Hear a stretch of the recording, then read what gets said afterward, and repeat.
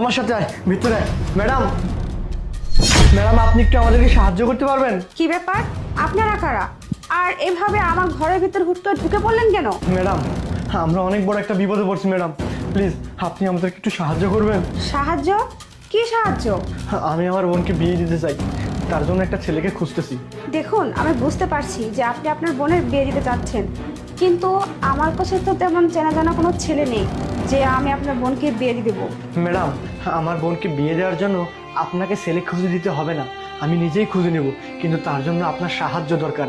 Please madam, আমার বোন প্রত্যেক দিন এই রাস্তা দিয়ে স্কুলে যাওয়ার সময় একটা ছেলে ওর হাত ধরে টানাটানি করে, বলে ওকে নাকি ভালোবাসে, ওকে বিয়ে করতে চায়।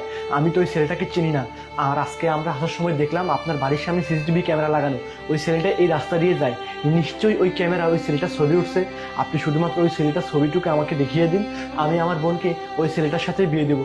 দেখুন ম্যাডাম, আমরা গরিব মানুষ, আমার বোনের কলঙ্কে যদি একবার দাগ লাগে আমি আমার বোনকে বিয়ে দিতে পারবো না। প্লিজ ম্যাডাম, আপনার কাছে হাত জোর করে অনুরোধ করতেছি, এটুকু সাহায্য আমাকে করুন। কি দিনকাল পড়েছে দেখুন তো, যদি ছেলেরা এইভাবে মেয়েদেরকে ডিস্টার্ব করে তাহলে মেয়েরা ঘর থেকে বাইরে চলাফেরা করবে কি করে? আসলে না, কি যে হচ্ছে। হ্যাঁ ম্যাডাম, সেজন্যই তো বলতেছি, আপনাদের ওই যে ক্যামেরাটা আছে না, ওইটা একটু দেখুন না, ওইখানে নিশ্চয়ই ওই ছেলেটার ছবি আছে। আপনি